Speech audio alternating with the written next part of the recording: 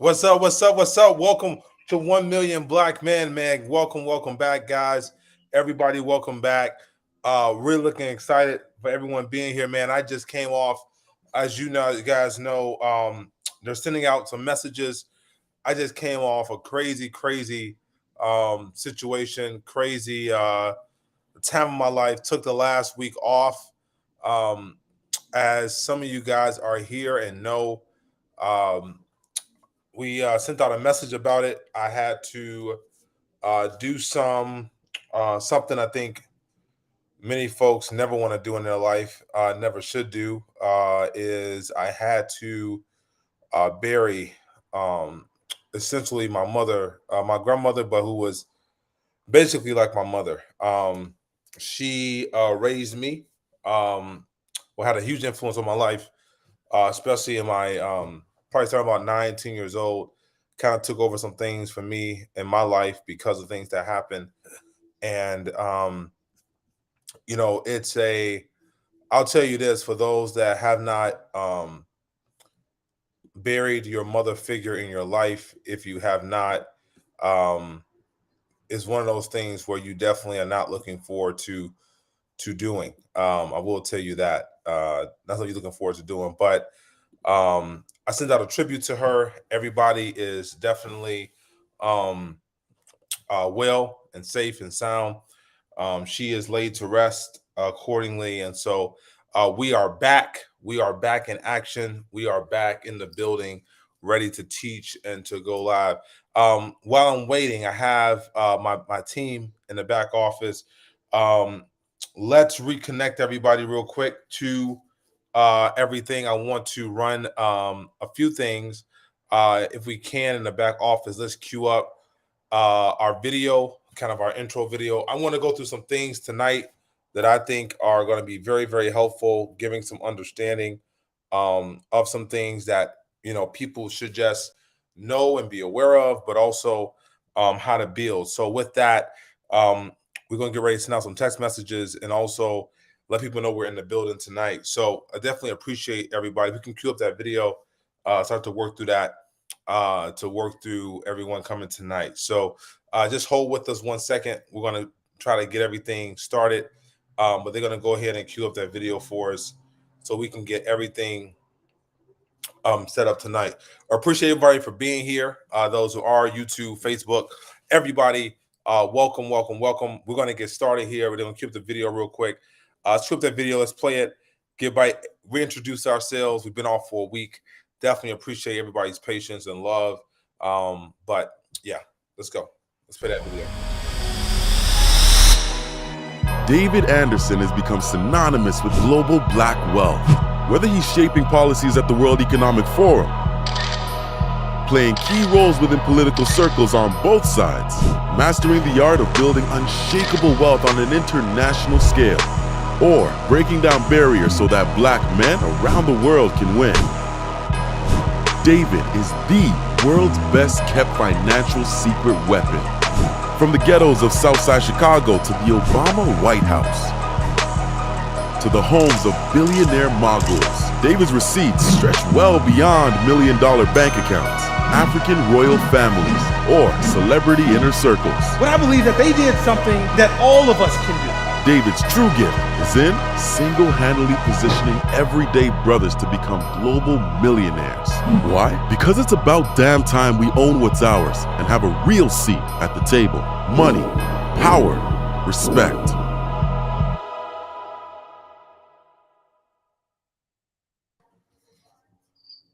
All right, welcome back, everybody. Welcome back. Real quick, know you're in the building. Thank you, Dr. Marlon. Thank you for joining. Everyone, thank you for joining. Look, like I said, man, I had to take care of things last week. I had to make sure my grandmother, who's like my mother, was buried properly. God rest in peace, and that we took care of business. I will say this to you, as men, fortunately and unfortunately, right? A lot of times the burdens fall on our shoulders. And what I will tell you, matter of fact, if you're here in the building, Chucky, hey, what's going on? Dr. Marlon, what's going on? Do me a favor, please like or share the link. Let everybody know we're in the building. Obviously, we got the text going out. what I will share with you is that, sometimes you have to take care of that, which you need to take care of. And I gotta tell you, man, burying my mother is like one of those situations in your life where you like start to realize um kind of how short life is, and that as much things you think you have under control, you don't have under control, and the things that you think you don't know, right? And so I just want to let everyone know, and all the brothers, especially that's on here, Dexter, welcome, brother, welcome. Um, that man, tonight, man, hold the people you love tight. Give them a kiss, talk to them. The people in your life that you have been thinking about sending flowers for, that you haven't sent flowers for, please send those flowers to them. The people in your life where you're like, man, I gotta send an appreciation. I want to just thank them, appreciate them. Please go ahead and do that.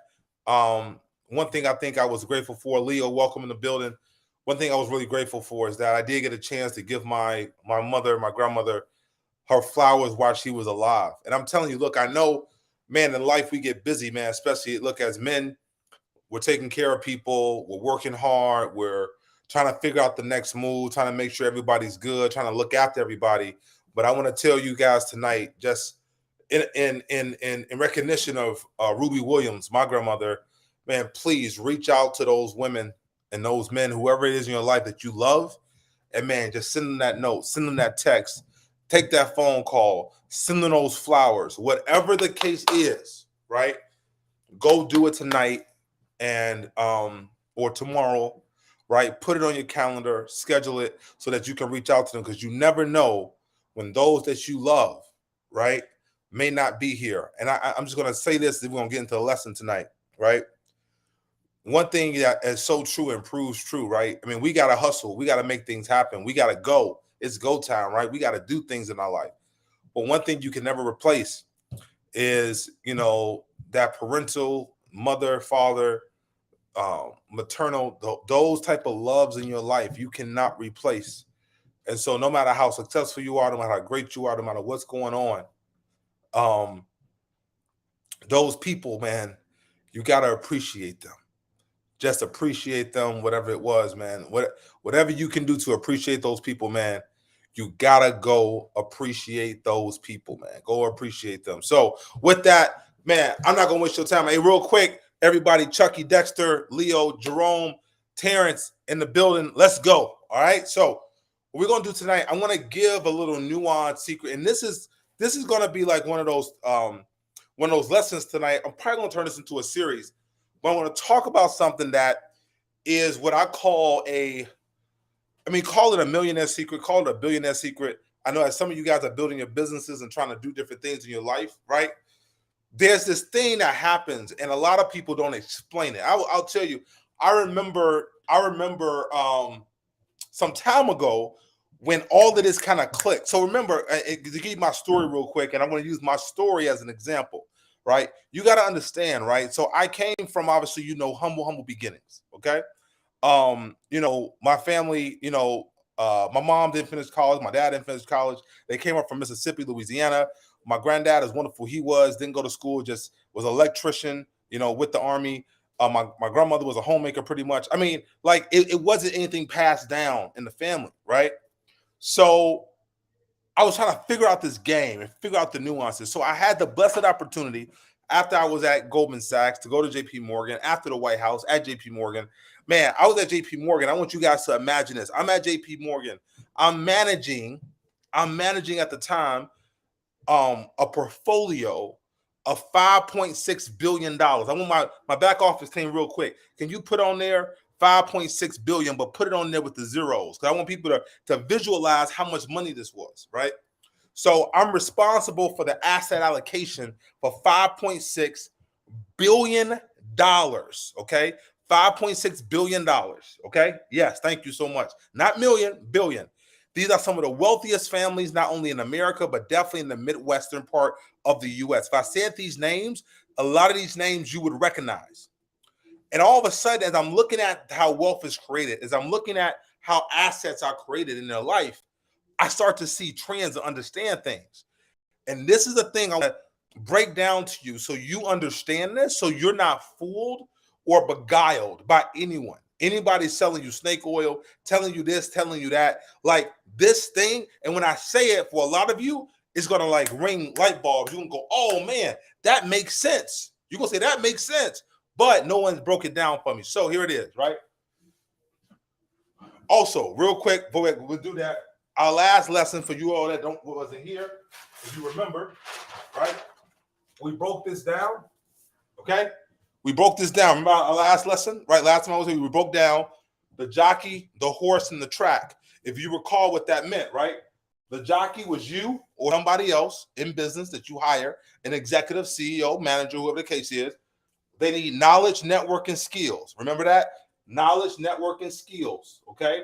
Then you got the horse. The horse is the company, right? What type of company it is, right? In the industry, what type of company is it, right? It's the difference between Uber, who is still today not profitable, look it up, okay? And Netflix, who is very, very profitable, right? Understanding good horse, you can have a good horse, bad jockey. You can have a good jockey, bad horse. But then we broke down the final moment and said, hey, look, also look at the track. The track is the industry, regulation, popular sentiment, right? Remember that, okay? There are businesses and industries that you can go into, but unfortunately, it's too much regulation, or the industry's too young. The sentiment isn't there yet, right? The sentiment is not there. People haven't adopted it. That's the difference between Facebook becoming a $1 billion company and MySpace, something that everybody kind of remembers, but never really made it because popular sentiment was not there yet, right? Okay, right? Same type of company, but just popular sentiment wasn't there yet, right? And then lastly, we talked about the moat. What is a moat? This is your castle. This is the company, right? A moat is the river around the castle. It protects the castle. It's great to find industries where there's a level of protection, right? And for the business, a level of protection, if you can, a barrier of entry, a level of protection to give you a moat kind of business. That was just a quick rewind and rerun of everybody. All right. So let's go through this. All right. I'm going to talk about something that's going to really knock some things down real quick and really give you some crystallization. Okay. Here it is. Right. So a lot of folks talk about, man, being a millionaire, being a billionaire, all these things. Okay. What I noticed when I was at JP Morgan and I'm managing all this family wealth is that there was a similarity, a commonality that existed. And one day it hit me like a ton of bricks. It hit me like a ton of bricks. And it hit me so hard, I had to sit back and I had to recheck. I had to go, oh, how did I miss that? Okay, I got it now. I got it, right? And here it is, okay? Everybody does this, or they have this, okay? So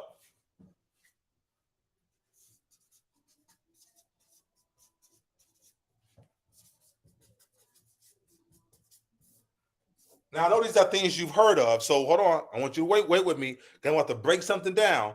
I know you've seen this before, but I want you to listen up real quickly.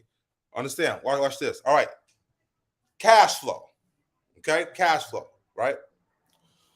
So for those that still have jobs, a lot of people in our community still have their 9 to 5, their job, which is a great thing. That's your cash flow, okay? Meaning that when you have your job, you're getting a paycheck every week, 2 weeks, okay? Which is not a bad thing to get your paycheck, okay? I mean, some people say, oh my gosh, man, forget your job, quit your job. I don't tell people that. You know why? Because you got mouths to feed. You got kids to send to school. You got a lot of things to do. Now, if you're single and 22, 23, I'm going to tell you, man, you need to get after it, okay? You need to be working 3-4 jobs, plus building your business, okay? Because you have time. You have something that a lot of people don't have. You have the allocation of time and resource. But here it is. In your cash flow, okay? The way you make cash flow, your income, okay? When you make your cash flow. It didn't matter if it was, I'll give you some examples. The guy who owns Rocket Mortgage, right? Rocket Mortgage, okay? Right? He's a very wealthy guy. The people who own Culver's. I'm just going to put these things up, right? Okay? Rocket Mortgage. I'm going to put up Culver's, which is a restaurant. I'm going to put up here real quick in the chat real quick. Guys, give me some businesses real quick that you know produce a lot of cash. Somebody in the chat, I want to see it in the chat real quick. Give me some businesses that you know that produce a lot of cash or just produce money. Some companies, right, that produce cash. I'm going to put some more up here, but I want to see what you guys think. Companies that you know produce positive cash flow. They produce money, right? You've heard of them. You've been around them. But I'm going to see that in the chat real quick, see what you guys think. But I'm going to send out the other stuff here. So, oh, here's one. Spanx. Okay. Okay. All right. Somebody put in here. Oh, thank you. PayPal, Walmart. Okay. All right, here we go. Right. Okay. All right, here we go. So you have a business, and the business Tesla's another good one, right?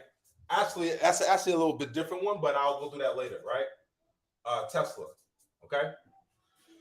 Basically, your company or your job or your industry, okay, you have to look at it as this. You cannot look at it as just only income. You have to look at it as cash flow, okay? This is why I say this, because if you look at what you have as income, okay, and not cash flow, the way the system is set up is going to trick you, right? What do I mean by that, right? If you ask me what my income is, right? I may tell you or go through and say, yo, my income is $85,000. Okay? Right? That's my income, right? My gross, okay? Now, if I have a job, as you know, if you have a job, you really are only going to see about what? How much is that? If you get $85,000 and if it's a job, you're probably going to pay at least 25% in taxes. So we're going to say 85 minus 25%. Your cash flow is about $63,000 in actual cash flow. Okay? All right?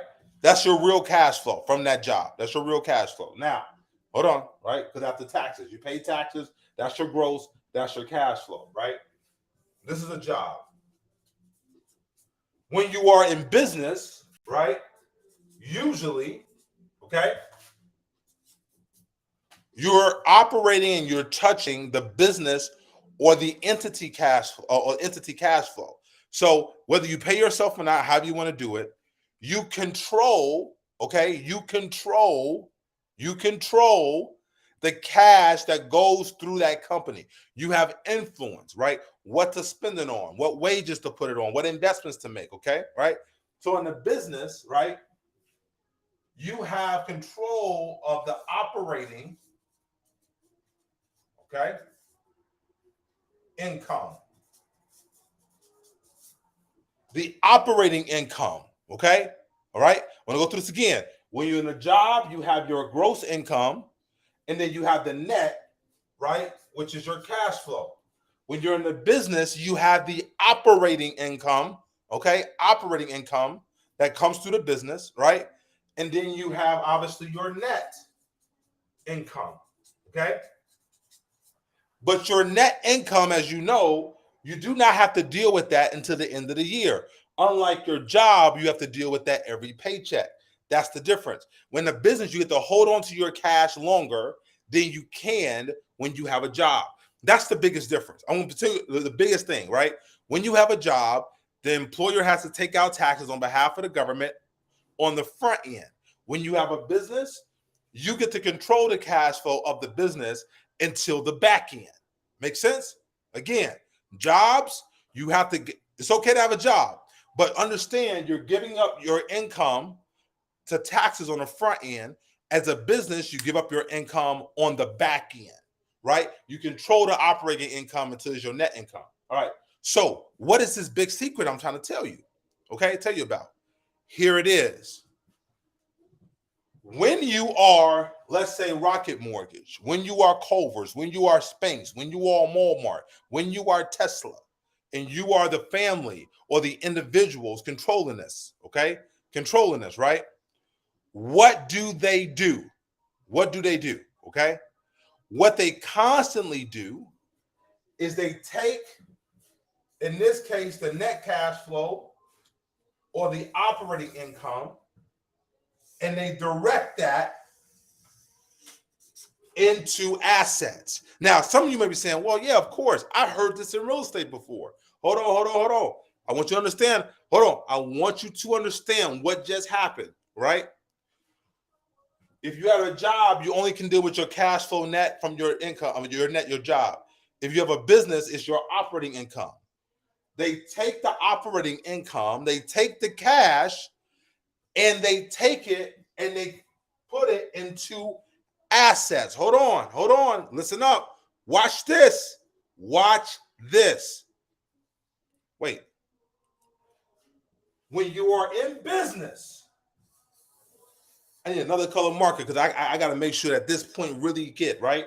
When you are in business, you get to take the business cash that would have been taxed and you get to put them responsibly into assets. Hold on, I'm saying it again. You get to take the business cash flow and you get to put them into assets. Hold on. When you put them into assets, what happens? Assets,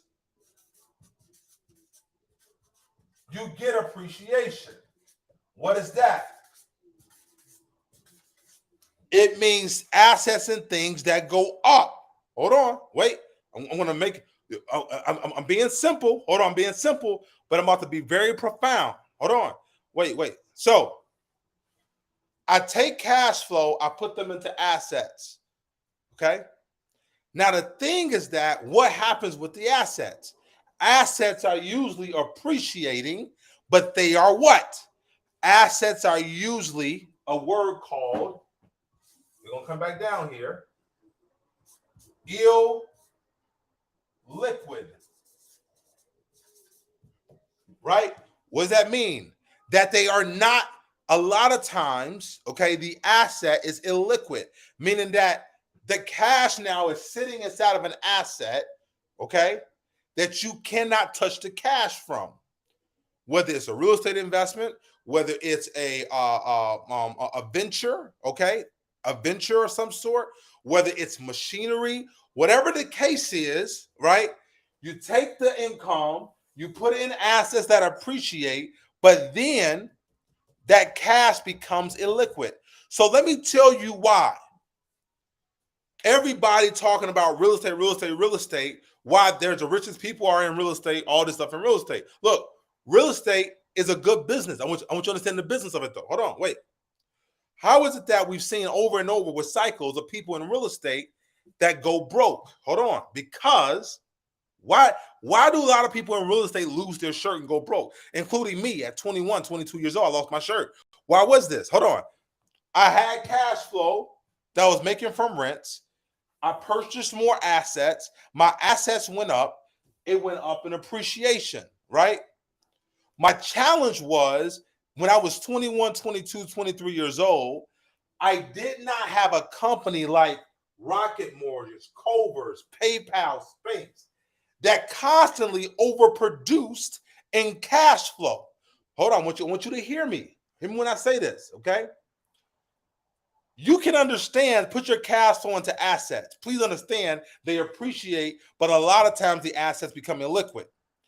You have to have a vehicle in your life, I don't care what it is, that constantly overproduces cash flow. I want you to get your head out of income. I'm not talking to you about income here. I'm talking about cash flow, especially cash flow that does not have to have you involved. Because when you take your cash flow and you put it into your assets, right? You are now playing a wealth game and you are playing a long-term game. But because a lot of times the assets are illiquid, if you are not able to keep up with your cash flow, you will lose these assets because you can no longer surmount and pay for them, or there's a huge credit crisis, there's a huge cash pinch, okay? And so now you have to do what? You have to now sell the asset before you reach maximum appreciation, and what happens? You lose out on long-term wealth. Let me try to make this as simple. I'm going to break this down again as simple. Here it is. Ready for this? All right. There's a lot of people that are producing cash. Ball players, entertainers, right? Look, you can say what you want to say about them. Man, when these guys, Chris Brown, when these guys, LeBron, whoever they, when they step on a court, on the stage, whatever the case is, they get a check that day. They get paid that day, that week, right? Now, they're getting taxed heavily, right? But they get the cash right then. A lot of them, the only asset they know how to purchase is a house. The only asset they know how to do is buy a house or maybe give their friend some venture angel investment loan for their car wash, okay? Hold on. You only have a window in your life to produce major cash flow. I want you to hear this. For those that have been staying around, here's the big aha, okay? There's a window, and I wish I had more room here, but I'm going to try to get this in, right? There's a window, okay, to producing major cash flow. I'm going to say it's roughly 25 years old to roughly 65 years old, okay? Where you can actually produce what I call a lot of cash flow, okay? Right? These are the major working years. You got 40 years of major earning years, earning power to produce a ton of cash flow. So that means if you're 40, you're not halfway through, you're about 40% through, right? These major cash flow earning years. During those years, you have to take your cash flow, okay, right? And you have to get them into what? Assets. Appreciating assets. Cash flow producing assets. I am involved in, for instance, there are companies that I own. I own these companies. These companies are worth millions of dollars. But guess what? Right now, it's illiquid. That's okay. Because I may have a window of another 10 years, another 5 years, another 7 years. Hold on. Wait. It's okay. Because I have companies on my side that constantly produce cash flow. What happens to most business people, what happens to a lot of people in this game is that they're either on one side of the equation and they're not on both sides, okay? At the same time. They're producing good cash flow in their life, but they're not picking up good appreciating assets. Or they got the assets, but man, they're real tight on cash because they put so much cash in the assets. It's a balancing act. So what I learned was that, man, hold on. These guys, hold on. I know a guy right now, this is a true story. Guy right now, he's almost worth $1 billion. This is a black guy, okay? A black guy. This is 1 million black men. Almost worth $1 billion. He's worth about $800 million. He owns hotels, okay, hotels. He owns major theater complexes. Probably 600 million of it is real estate. Okay, I want you to understand, right? Guess what he started off doing though? He sells insurance. He actually has an Allstate insurance agency. He has had that same Allstate insurance agency for about 40, 45 years. Me and him sat down, we had a discussion. I never forget it, right? Because he's always trying to sell you some insurance. Home insurance, car insurance, life insurance, you name it. He's going to sell you some insurance, okay? What is the insurance agency for him? Constant cash flow. He's never given. It don't matter if he's worth 200 million. He has a property. He has a hotel that's worth $200 million. It don't matter. Why doesn't it matter? Because he knows, yes, that asset is appreciating, But man, try to go sell a hotel and see how long it takes you. It can take a year. It can take 2 years, 3 years. It's great. You can refinance it, take some money out. You got the cash flow from the business, but then you got to pay your employees, all that kind of stuff. But he has his insurance agency, okay?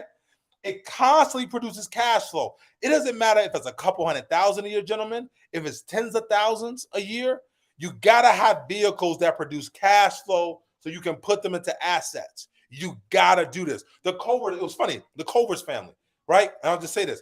When I knew them at that time, I met them, dude, they had a ton of businesses, assets up to wazoo, right? But bro, they own Covers. They get franchise fees from every Covers you've ever seen, right? That is their family cash flow. It is what they use as cash flow, right? So what I'm trying to get to, and I want to get to in a small time, is that as you look at your life and you look at the framework, okay? Do not forget to have the business or whatever you want to do in your life, okay, that actually produces the cash flow. Now, that's why keeping a job for some people, look, keeping a job is okay because some people, your jobs, right, you're at a place in your life, you might close the window, 25 to 65. You're at a place in your life for you to, let's say I'm just speaking, you make $300,000 a year.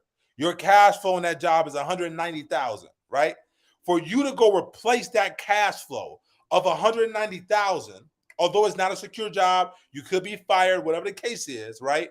It will be difficult for you to produce that cash flow, to replace the cash flow. It's not the job. Please, for my folks who got jobs, it's not replacing your job. You can probably replace your job. Your job is just a position of what? Skills, knowledge, talent. Okay, that's what it is. It's the cash flow that you're trying to replace in your life. But when we get to cash flow, we have to have the cash flow so that we can then go into assets that actually appreciate. One of those assets, I'm going to give you real quick. One of those assets, obviously, is real estate. Another one of those assets are venture investments. Another one of those assets needs to be, right, some type of stock, right? We can go through that later, all type of things. We can go through blue chip, small cap, mid cap, all that kind of stuff. What's the type of stock you want to get, okay? Right. I'm going to tell you something. Sometimes the asset also is certain types of machinery, okay? And we can go through that a whole other time. Sometimes certain machinery is an amazing asset, right, for you to have that goes up in certain value and appreciation. So real estate, stock, venture investments, these are highly risky, but venture investments and also machinery, okay, machinery. Also, I'm going to put this a little bit different. I say real estate, but I also want to put on here land as well, because land's a little bit different than real estate as well. But these are assets that normally do appreciate, but you got to understand you find sometimes illiquidity, okay? Illiquidity in these assets, right? They're illiquid, meaning that you can't produce cash in them right away, all right? But the way you win the game long term is that you do this. I want to give you another story real quick, and I want to and I'll probably close out. I want to hear the story. A friend of mine, actually in Chicago, their families they're very well in life. She talked to me how, I never forget, she talked to me how once when she was younger, they were pretty much struggling, what they call struggling real estate investors. They own some properties, okay? They own some properties, but the family were, hard-nosed entrepreneurs, working hard, and they pretty much was, doing their thing, but they were, just struggling small business people, really struggling, making ends meet, robbing Peter to pay Paul, trying to collect rents, trying to do things, all that kind of stuff, right? All of a sudden, the area that they were in, she had to be like 14, 15 years old, okay? 14, 15 years old. All of a sudden, Chicago did a development plan in a certain area, and all this real estate that they had, all of a sudden went from being worth, let's say they had a property, it was worth $5 million. The property went from being worth $5 million to $25 million, right? The land they had went from being, $500,000 to 2.5 million. Long story short, they literally in a matter of about 5 or 7 years became billionaires, right? And she talked about how, it changed her family, all these things happened, she owned private jets, all this stuff that took place. It was crazy because she grew up as like, oh yeah, my parents are hardworking business people, they're hardworking small business people, right? And all of a sudden they were rich beyond their imagination. Why am I saying this story? Because what happened with that family was that they were making cash flow. They took their cash flow, they put them in appreciating assets, right? And then they had to wait and sit on it. I'm gonna say the toughest thing, man, is that there's a verse in the Bible, and I want to give this verse just so you guys are aware of it. It says, "Fast money dwindles, but he who gets it little by little makes it grow." There's a benefit to, although you may feel like you're struggling, there's a benefit to the struggle. I want you to hear me out when I say this. I'm not saying that you should struggle. I'm communicating to you there is a benefit to the struggle, right? Because fast money, it dwindles. I know people that are in fast money businesses and they can never keep the money because they don't learn the principles, right, of getting it little by little, the principles of kind of the struggle of it, right? But when you get it and you make it grow, thank you, Proverbs 13:11, okay? When you make it grow, what happens is that you learn a discipline of what it takes to put the dollars in assets, wait for it to appreciate, and know how to liquidate, okay? Again, seems simple, but it's not simple. You are playing a game where you're trying to balance cash flow and assets. I tell people, if I'm about, oh my gosh, Rich Dad Poor Dad, great book, great concept. I want people to understand this. Robert Kiyosaki, when he started, he was like a 41, 42-year-old man, okay, single with no kids. Him and his wife at the time decided to sleep out of their car in order to build the real estate empire, okay? I want you to hear me out when I say this, right? A lot of people are not in that position, and it's okay. The principles are true, but a lot of people are not in that position in order to do that. So what I want to say is that if you're in a job, you can take your cash flow from your job. If you have a company, you can take the operating income from your company, start to put this cash into assets. Now, I want you to understand, assets can change. Things like right now, a big thing that's actually becoming an asset is high-end luxury cars. For a long time, cars were definitely only depreciating. Well, there are cars now where you can buy it for $100,000 1 week, and in 2 weeks, it's worth from $100,000 to $150,000. We're seeing this across the nation. That now is an asset if you take care of it right and you know how to flip it properly. You can take a car, buy it for $100,000, and then sell it for $130,000. That's called asset appreciation. That's an asset, right? That's taking your cash, putting it into assets. So the biggest lesson here I want you to take from this, right, is that how you look at your life and how it's structured.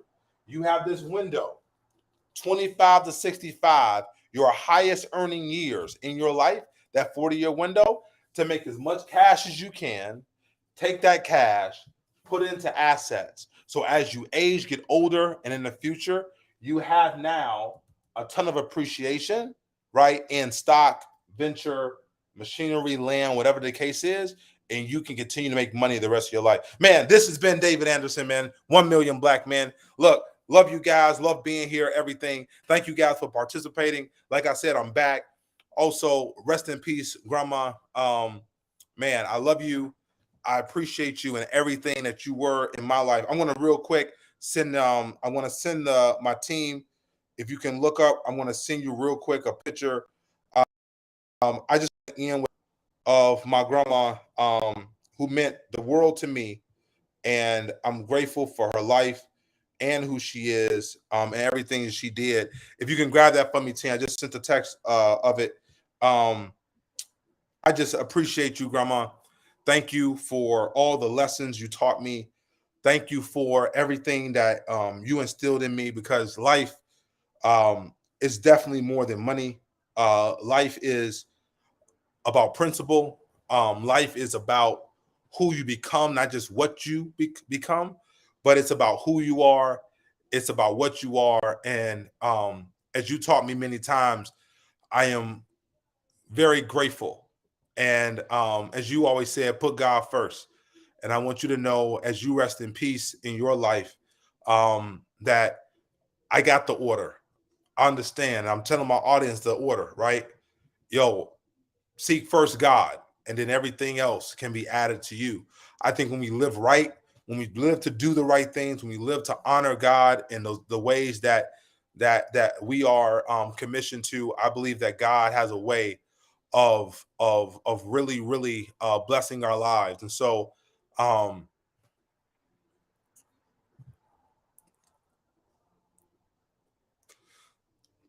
Grandma, although you gone, I want you to know that thank you for all your discipline, your direction. Thank you for everything that you did and all your love that you gave your family. And thank you for how you instilled in us the way to live, right? How to do right by people, how to, take care of people. And I hope that my voice, although, I didn't preach the gospel like you do, I do try to give people truth, because I want people to understand that they don't have to live the way they live, that they can do more in their life. And so I want to thank you for everything you've been, everything you are. And I just want to continue to make you proud as you look down from heaven. And as my ancestor, we have a lot of people, right, on this platform. We have a lot of people in this time that need to know who they are. They need to know that what they were created to do. There's a lot of lies that I want to distill, right? That our people are precious, they're special, and they can do anything. And so I want every brother listening tonight to understand that who you are supposed to be, right? This game we're talking about is not too difficult for you to play. It can be difficult at times, but it's not too difficult for you to play. But you got to do it for your family. You got to do it because not so much everything you're going to leave behind. You got to do it because at least they have the knowledge. Now they know. You're not responsible. You're not necessarily responsible for times if they execute, if they do it, okay? What you're responsible for is the teaching. You're responsible for letting them know how to do it and what to do. And so everyone on the sound of my voice, I want you to know, man, what we're building here with 1 Million Black Men, we're going to continue to do it. We're not going to get it perfect every time, but we're going to continue to build and to continue to create legacy. Again, our goal is to help wealth creation for 7 generations, right? To help free us psychologically, right? And also economic freedom as well as financial freedom. And so, man, I'm looking forward to this journey with you guys. Please share this video. Hope it was helpful. Understand cash flow, what it means, how to put it in assets, and how to win. So with that, let's play our anthem, team, 1 Million Black Men. I appreciate all of you guys. Thank you for being patient with me this past week. I want to be back. We're going to get back to a regular schedule. We got some things coming down. I got to talk to you guys about artificial intelligence. There's a lot that's coming down the pipe. You won't be successful without understanding AI in the near future here. We're going to talk about that retreat. We're going to have another challenge coming up, but I'm really proud of what we're building, what we're doing. I hope that this information is more than just, the stuff you hear on social media. There's people talking. I hope that it's actually concrete. It makes sense. Real life examples of how to win and how to make things happen. So with that, I'm going to let everybody go. Let's cue up the video. Are we good? Are we ready, team? We're going to cue up this video of our poetry, 1 Million Black Men. We're calling all black men to the table. Man, let's go create the assets, the cash flow for the future. All right. Peace.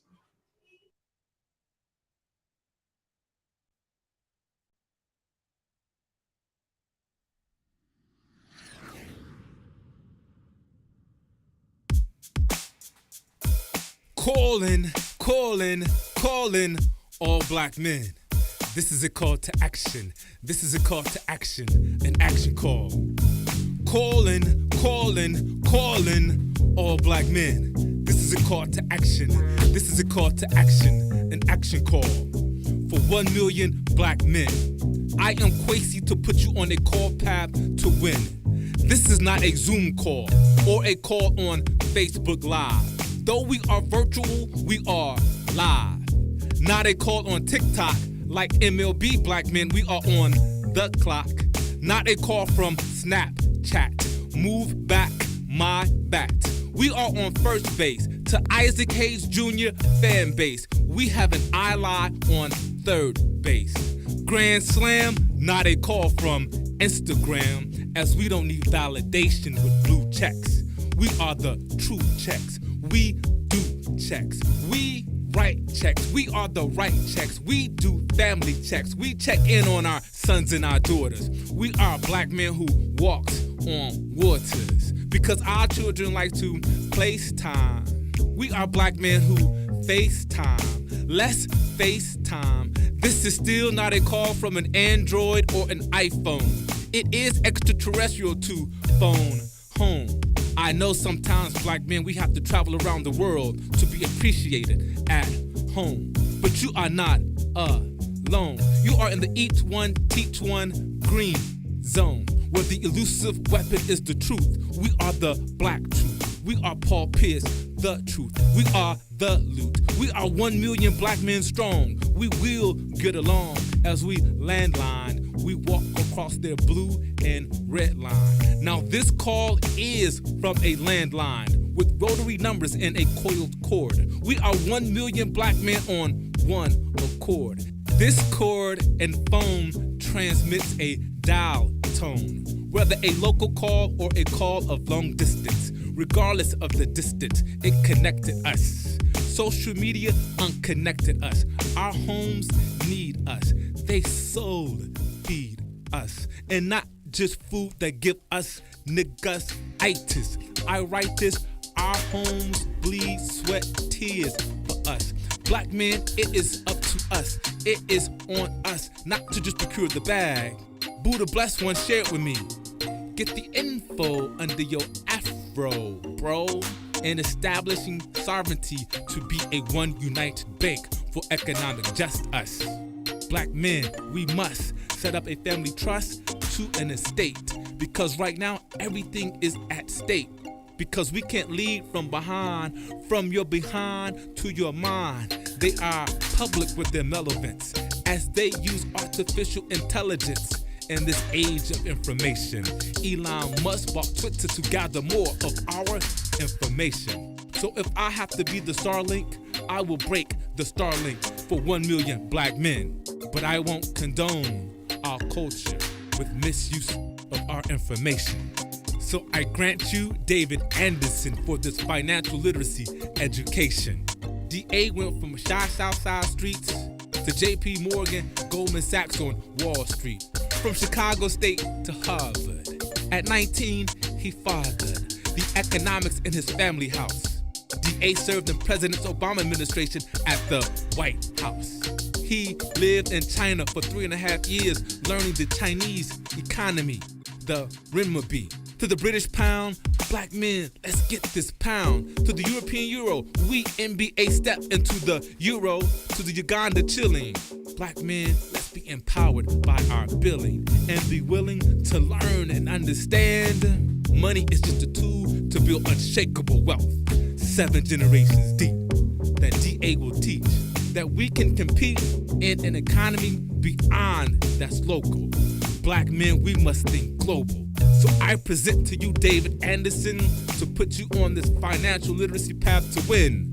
Welcome to the movement. 1 million